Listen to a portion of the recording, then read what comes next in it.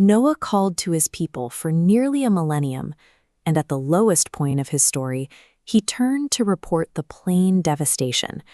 They responded by jamming their fingers in their ears and pulling their garments over their heads, swelling with pride. This is the anatomy of a total refusal. We often live in this same posture, clenched around our own fear, hiding from the vastness of the world, because we associate it only with judgment or threat. But verses 10 through 14 reveal the actual content of the call they were fleeing. Noah was not standing over them with a raised fist. He was holding out a garden. He promised that a single act of turning would unlock the sky, wealth and children, and running rivers. Noah reframes the act of seeking forgiveness, or istighfar. In his mouth, it shifts from a fearful escape from punishment into a way of opening a life. He offers a world where an inner shift precedes an outward cascade of abundance.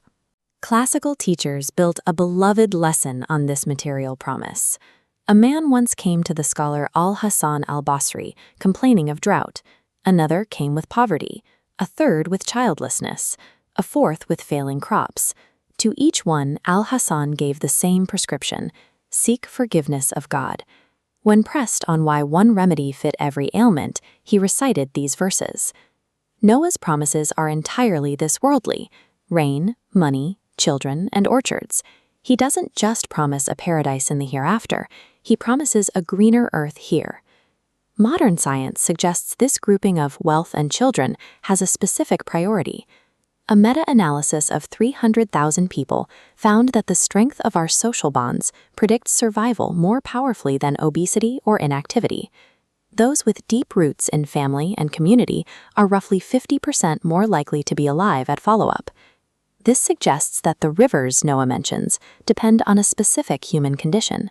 Sustaining shared resources like orchards and running water requires a community to maintain trust and honor shared rules over generations. This connection was the life's work of Eleanor Ostrom. She showed that where human relationships are healthy and cooperative, common resources like irrigation systems regenerate. Where those relationships break down, the environment collapses. Physical ecology mirrors moral ecology. The external rivers continue to run for the communities that get the internal human elements right. The Sufi readers heard the sound of rain falling on the heart. To them, the cracked ground of the verses describes the aridity of a soul cut off from its source. Seeking forgiveness reopens the channel, allowing the parched interior landscape to finally feel the first heavy drops of mercy. The Surah describes God as Ghaffar, a name built on repetition. It describes a forgiveness that is not a single grudging act, but a standing disposition. It is a continuous downpour. Al-Ghazali taught that the spiritual task is not to earn a pardon and leave, but to learn how to stay in that rain. The person who keeps seeking forgiveness is the one who has stopped running for cover. Human embryonic development is divided into 23 distinct stages, assembled in precise order. This is Noah's evidence. God created you at Warren, stage upon stage. Mystics saw this as a map for the spirit, the soul built patiently, from the commanding self to the self at peace. There is a deep consolation here. You are not finished. Physically and spiritually, you are mid-construction, a miracle still being made piece by patient piece. Verse 13 asks a question of genuine bewilderment. How can a creature stand between the open sky and the staged miracle of its own body, and yet grant its maker no weight, no grandeur in its heart?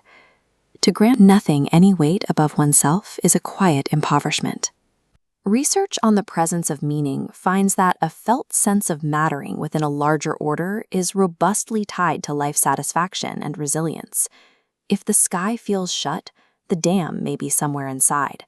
Ask yourself what old faults you are still clenched around, or what self-punishment you have carried long past its usefulness. Try a practice of release for 7 mornings. Start with a single sentence, letting go of one thing you have held against yourself.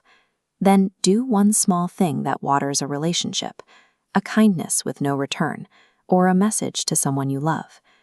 The refusal to feel small before something vast is often the very thing blocking the abundance that smallness was designed to receive.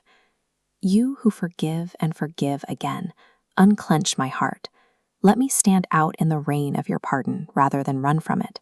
Set the dammed rivers flowing, and green the ground I had given up as barren. And when I doubt that I am your work, return me to my own beginning, made in stages by your hand, and not yet finished.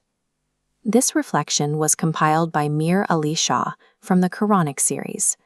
We ask God's forgiveness and your grace for any errors in our presentation. Amen.